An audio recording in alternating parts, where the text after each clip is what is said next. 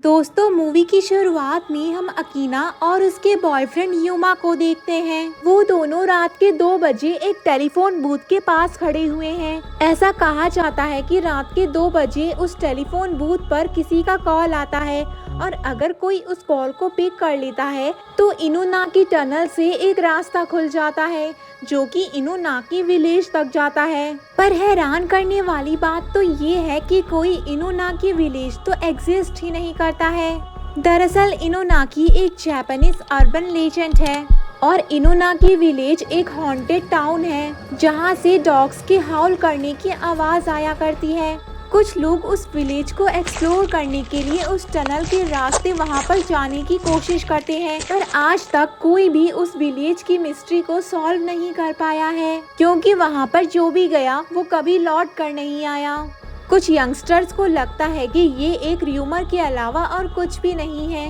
Akina और युमा भी आज इस सच और झूठ के बीच का पर्दाफाश करने आए हैं। वो दोनों वहाँ पर खड़े होकर उस कॉल के आने का इंतजार करते हैं। जैसे ही 2 बजते हैं उस टेलीफोन बूथ के फोन पर एक कॉल आती है। अकीना उस कॉल को पिक करती है पर उसे उस तरफ से किसी के भी बोलने की आवाज सुनाई नहीं देती, पर उसे वाटर फ्लो होने जैसी आवाजें सुनाई देती हैं। अब र्यूमर्स के अकॉर्डिंग इनुनाकी टनल से इनुनाकी विलेज जाने का रास्ता खोल गया होगा। अकीना युमा के साथ उस टनल की तरफ बढ़ती है। युमा उसे अपने कैमरे में शूट कर रहा होता है। उन दोनों को उस टनल में एक बोर्ड मिलता है जिस पर लिखा हुआ था कि उस पॉइंट के आगे जापान के लॉज एंड कॉन्स्टिट्यूशन अप्लाइड नहीं होते हैं। उस टनल के एंड पर उन्हें कुछ टूटे हुए घर दिखाई देते हैं, यानी वो दोनों अब इनुनाकी विलेज पहुंच चुके थे। युना बार बार अकीरा को वापस घर लौटने के लिए कहता है, पर अकीना उसकी बात नहीं मानती क्योंकि उसे अपनी सेफ्टी से ज्यादा व्लॉग बनाने में इंटरेस्ट था। अब यहाँ पहुंचकर अकीना को वॉशरूम जाना था। वो उन्हीं में से एक घर के अंदर चली जाती है। अकीना को प्राइवेसी देने के लिए यूना वहाँ से थोड़ी दूर चला जाता है। उस विलेज को एक्सप्लोर करते हुए यूना एक घर के पास पहुँचता है जहाँ से उसे एक डॉग के भौंकने की आवाज आ रही थी, पर जब वो पास जाकर देखता है तो वहाँ पर उसे एक पिंजरे के अंदर कोई डॉग नहीं बल्कि उसका एक स्केलेटन दिखाई देता है। इधर अकीना घर से बाहर आ रही थी कि तभी उसे पता चलता है कि किसी ने उसके डोर को बाहर से लॉक कर दिया है। तभी बाहर से अचानक उसे कई सारे लोगों के चिल्लाने की आवाजें आने लगती हैं, जो ज़ॉम्बीज़ की तरह उसकी तरफ बढ़ रहे थे। वो लोग उस घर के पास पहुँच जाते हैं और खिड़की से हाथ डालकर अकीना को पकड़ लेते हैं। इधर युमा को एक बोर्ड मिलता है। वो उस बोर्ड को पढ़ रहा होता है कि तभी उसे वहाँ पर एक काला साया दिखाई देता है, जिससे डर के वो अकीना के पास भागता है। इधर अकीना भी बहुत ज्यादा डर गई थी। वो दोनों मिलकर वहाँ से भाग जाते हैं। यहाँ हमें उस गांव से डॉग्स के हाउल करने की आवाजें सुनाई देती हैं। अगले सीन में हम एक लेडी कनाया को देखते हैं जो कि एक साइकोलॉजिस्ट है। एक लेडी अपने बच्चे को लेकर उसके पास आती है। उस बच्चे का नाम रोय तारो है। उसे कई दिनों से कुछ बुरे सपने आ रहे थे जिसके कारण वो बहुत ही उदास और चुप रहने लगा था। जब रॉय की मॉम दूसरे रूम में चली जाती है तब वो कनाया से कहता है कि मैं आपको सपने के बारे में नहीं बता सकता क्योंकि मॉम नाराज हो जाएंगी। कनाया कहती है कि उसकी मॉम तो रूम में नहीं है, पर वो बच्चा कहता है कि मॉम यहीं पर है। सेशन एंड होने के बाद जब रॉय अपनी मॉम के साथ वहाँ से जाने लगता है तो वो किसी की तरफ देखकर उसे बाय करता है। जब कनाया उस तरफ देखती है तो उसे वहाँ पर एक लेडी की स्पिरिट दिखाई देती है। इसके बाद कनाया अपने घर जाती है। हमें पता चलता है कि युमा उसका भाई है। युमा कनाया से अकीरा के लिए मदद मांगता है क्योंकि जब से वो इनुनाकी टनल से वापस आई है वो बहुत ही अजीब बिहेव कर रही है। वो लगातार एक ही गाने को गाती रहती है और खुद से ही बातें करती रहती है। वो कुछ अजीबोगरीब स्केचेस भी बनाने लगती है। इनुनाकी टनल की बात सुनकर वहाँ पर कोटा आ जाता है जो कि कनाया का छोटा भाई था। उसे इनुनाकी विलेज में काफी इंटरेस्ट होता है, पर उसके डैड उसे डांट कर वहाँ से भगा देते हैं। कनाया अकीना से मिलने जाती है जो अभी भी वही गाना गा रही होती है। अकीरा कनाया से कहती है कि मैं बिल्कुल ठीक हूँ, मैंने बस वहाँ पर एक डॉग को देखा। ये कहकर अकीरा वॉशरूम चली जाती है। कोटा देखता है कि अकीरा चलते चलते यूरिनेट कर रही है। यूमा, कनाया और कोटा के साथ मिलकर अकीरा को ढूंढने लगता है। तभी अकीरा उसके सामने ही एक टावर से कूदकर अपनी जान दे देती है। दोस्तों, ये सब इनोनाकी विलेज के कर्ज के कारण हो रहा था। अकीना का पोस्टमार्टम डॉक्टर यामानोबी करते हैं। वो कनाया के डैड को बताते हैं कि अकीरा की मौत डूबने से हुई है। दोस्तों, हम सब ने अकीना को उस टावर से कूदते हुए देखा था, पर उसकी पोस्टमार्टम रिपोर्ट तो कुछ और ही कह रही थी। डॉक्टर डैड को बताते हैं कि अकीना प्रेग्नेंट थी। साथ ही साथ वो डैड को वार्न भी करते हैं कि अगला शिकार वो दोनों हो सकते हैं, क्योंकि सालों पहले उस टनल में क्या हुआ था ये सिर्फ उन दोनों को पता है। इधर यूमा अकीरा की मौत से बहुत ही ज्यादा सदमे में आ गया था। उसे समझ आ गया था कि अकीरा की मौत का कारण वो इनोनाकी टनल ही है। वो अपने दोस्तों के साथ मिलकर उस टनल को जलाने निकल पड़ता है। वहाँ जाकर उसे पता चलता है कि वो टनल तो पूरी तरह से सील्ड है। ये देखकर यूमा हैरान हो जाता है, क्योंकि जब वो वहाँ पर आया था तो वो टनल तो पूरी तरह से खुला हुआ था। वो अपने दोस्तों को बाहर रुकने के लिए कहता है और खुद उस टनल के अंदर चला जाता है। इधर हम देखते हैं कि कोटा भी उनकी कार में छुपकर वहाँ तक पहुँच गया है। इसी बीच हम कनाया को देखते हैं। रोहितारो के फादर उससे मिलने आते हैं। वो उसे बताते हैं कि रोहितारो उनका रियल चाइल्ड नहीं है, उसका बच्चा तो पैदा होते ही मर गया था। और उसी समय एक दूसरी लेडी ने भी वहाँ पर एक बच्चे को जन्म दिया, पर बच्चे को जन्म देते ही उसकी मौत हो गई थी। वो औरत एक सिंगल मदर थी और ना ही उसका कोई रिलेटिव था, इसीलिए उसने रोहितारो को अडॉप्ट कर लिया था। पर ये बात उसने आज तक ना ही अपनी वाइफ को बताई और ना ही रोहितारो को। ये सुनकर कनाया समझ जाती है कि रोहितारो को जिस लेडी की स्पिरिट दिखाई देती है वो तो असल में उसकी रियल मॉम है। इधर हम देखते हैं कि कोटा यूमा को ढूंढते हुए इनोनाकी टनल तक पहुंच जाता है। यूमा कोटा को टनल के अंदर आने से रोकता है, पर तभी यूमा का पैर स्लिप हो जाता है और वो टनल के अंदर गिर जाता है। तभी कई सारी डरावनी स्पिरिट्स उन पर अटैक कर देती हैं और यहाँ पे हमें वही गाना सुनाई देता है जो इस विलेज से लौटने के बाद अकीना गा रही थी। यूमा के वापस ना लौटने पर उसके दोस्त घबरा के वहाँ से भाग जाते हैं और पुलिस और उसके पेरेंट्स को लेकर वहाँ पर वापस आते हैं। पुलिस को वहाँ से कोटा का कैमरा मिलता है, जिससे ये बात साफ हो जाती है कि कोटा भी यूमा के साथ उसके अंदर गया था। पर पुलिस को खुद भी उस टनल के अंदर जाने से डर लग रहा था।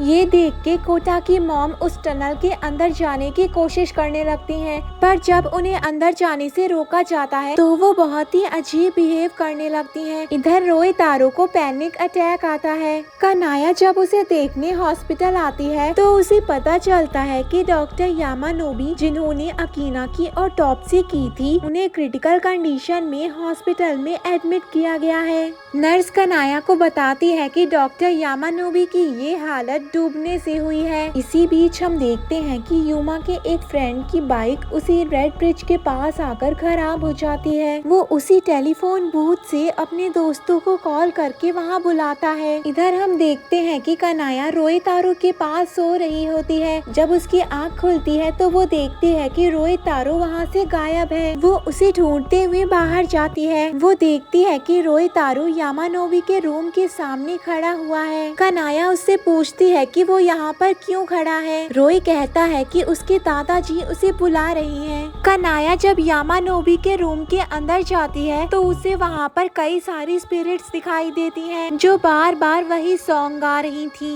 वो रॉय को लेकर वहाँ से भागती है, पर तभी उसे यामानोबी की स्पिरिट दिखाई देती है जो उससे कहती है कि तुम्हारे अंदर एक डॉग किलर का ब्लड है। तभी अचानक से रूम में नर्स आ जाती है और कनाया को लगता है कि शायद ये कोई बुरा सपना था। नर्स उसे बताती है कि डॉक्टर यामानोबी की कुछ मिनट पहले मौत हो गई। इसी बीच हम देखते हैं कि यूमा के फ्रेंड्स अपने दोस्त की मदद के लिए उस टेलीफोन बूथ के पास पहुंचते हैं और उन्हें वहां पर दूर दूर तक कोई दिखाई नहीं देता। तभी उस टेलीफोन पर किसी का कॉल आता है। जब वो कॉल को पिक करता है तो उसे उस तरफ से अपने दोस्त की आवाज सुनाई देती है, पर तभी वो टेलीफोन बूथ अपने आप लॉक हो जाता है और उसमें पानी भरने लगता है। कई सारे स्पिरिट स्पिरिट्स उन्हें चारों तरफ से घेर लेती हैं और वही सॉन्ग गाने लगती हैं। अगली सुबह हम देखते हैं कि उसी भूत के अंदर डूबने से उन दोनों की मौत हो चुकी है। कनाया अपने डैड के पास जाती है। वो उनसे पूछती है कि उनकी फैमिली के साथ ये सब क्यों हो रहा है। उसके डैड कहते हैं कि इन सब का जिम्मेदार उनके एंसेस्टर्स हैं। जब कनाया छोटी थी तो उसे भी कुछ अजीब चीजें दिखाई देती थी। इन्हीं सब वजह से कनाया के डैड को कनाया की मॉम और उनकी फैमिली से डर लगता है। कनाया अपने ग्रैंडफादर से मिलने जाती है। वहाँ उसे अपने बचपन का एक इंसिडेंट याद आता है। वो अपनी ग्रैंड माँ के साथ बैठी हुई थी, तभी उसे बैकयार्ड में एक लड़का दिखाई देता है। यहाँ हमें पता चलता है कि उसकी ग्रैंड मॉम स्पिरिट्स को देख सकती थी और कनाया को ये पावर उन्हीं से मिली थी। कनाया को महसूस होता है कि वो लड़का वहाँ पर खड़ा हुआ है। जब वो पीछे मुड़कर देखती है तो वहाँ पर कोई नहीं होता। वो ग्रैंडपा से इनोनाकी विलेज के बारे में पूछती है। वो बताते हैं कि इनोनाकी विलेज पास्ट में एग्जिस्ट करता था, पर एक दिन पास का ही एक डैम टूट गया और वो गांव पूरी तरह से तबाह हो गया और उस गांव से छोटे बच्चों को वहां पर लाकर छोड़ दिया गया।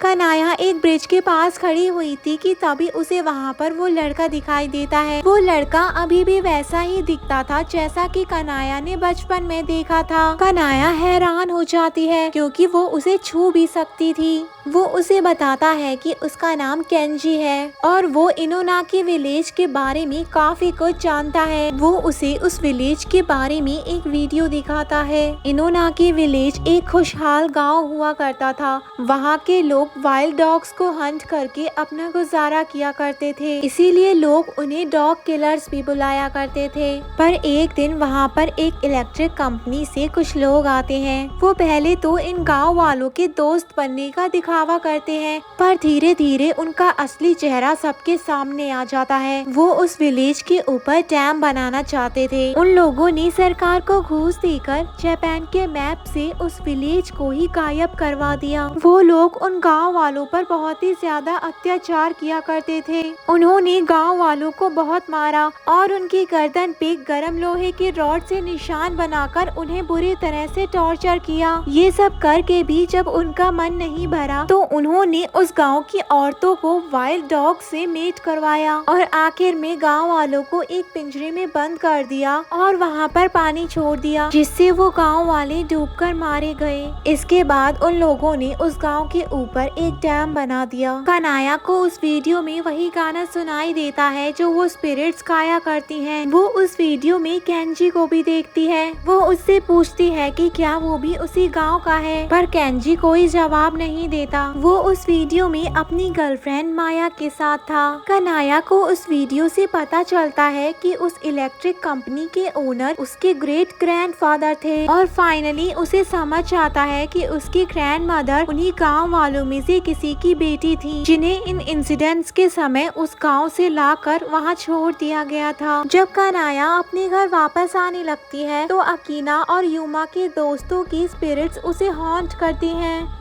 कनाया को घर पहुंचने पर पता चलता है कि उसके भाई अभी तक लापता हैं। वो देखती है कि उसकी मॉम की कंडीशन बहुत खराब है। वो एक डॉग की तरह बिहेव कर रही हैं। कनाया खुद ही अपने भाइयों को ढूंढने का फैसला लेती है। वो उस टेलीफोन बूथ के पास आती है। रात के ठीक 2 बजे उस टेलीफोन पर एक कॉल आता है। कनाया उस कॉल को पिक करती है तो उस तरफ से उसे कोटा की आवाज सुनाई देती है। अब कनाया के लिए उस टनल का गेट खुल जाता है। उस टनल के अंदर उसे केंजी मिलता है जो उसे एक घर की तरफ ले जाता है। वहाँ पर कई सारी डेड बॉडीज पड़ी थी जिन्हें वाइल्ड एनिमल्स खा रहे होते हैं। कनाया को उस घर में कोटा और यूमा मिलते हैं जिन्हें किसी ने पिंजरे में कैद कर रखा था। वो उन्हें पिंजरे की चाबी देकर केंजी के साथ उस घर के 2nd फ्लोर पर जाती है, जहाँ पर उसे माया मिलती है जिसने अभी अभी एक बच्चे को जन्म दिया होता है। वो बच्चा माया और वाइल्ड डॉग की मीटिंग से पैदा हुआ था। केंजी कनाया को उस बच्चे को लेकर वहाँ से भागने के लिए कहता है क्योंकि जल्द ही वो गाँव पूरी तरह से पानी में डूबने वाला था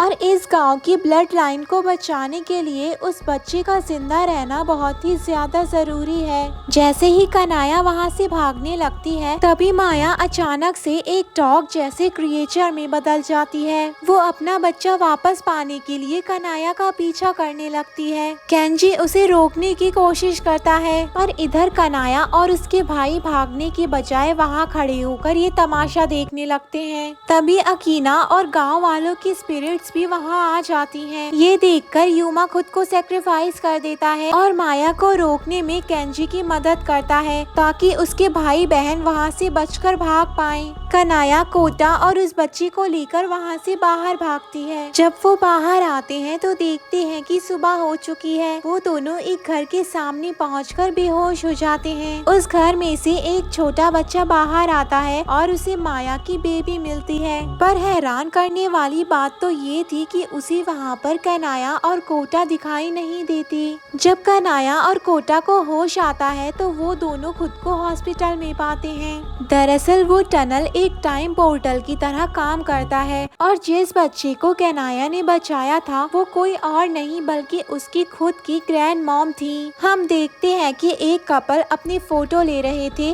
तभी उन्हें अपनी फोटो में एक आदमी आसमान से गिरता हुआ दिखाई देता है। पता चलता है कि वो तो यूमा की डेड बॉडी है जो बहुत ही ज्यादा बुरी हालत में थी। उसकी बॉडी के साथ 2 डिकेड स्केलेटन भी मिले थे। कनाया समझ जाती है कि वो माया और केंजी हैं। वो उनकी अस्थियों को अपनी ग्रैंड मॉम की अस्थियों के साथ दफन कर देती है जिसके बाद उसे केंजी, माया और अपनी ग्रैंड मॉम की सोल हंसते हुए दिखाई देती है। कनाया को हॉस्पिटल में रोए तारो मिलता है जो उसे बताता है कि उसकी मॉम ने कनाया को थैंक यू बोला है। दरअसल रॉय की मॉम भी इनोना की विलेजर की ही बेटी थी और शायद उन्हें भी किसी ने उस टाइम पोर्टल के थ्रू आके वहाँ पर छोड़ दिया होगा। मूवी के लास्ट सीन में हम देखते हैं कि कनाया और रॉय में वाइल्ड डॉग जैसे फीचर्स डेवलप हो रहे हैं और यहाँ ये मूवी एंड हो जाती है। दोस्तों अगर आपको ये एक्सप्लेनेशन पसंद आया है तो वीडियो को लाइक करें और चैनल को सब्सक्राइब कर लें। Thank you, bye bye.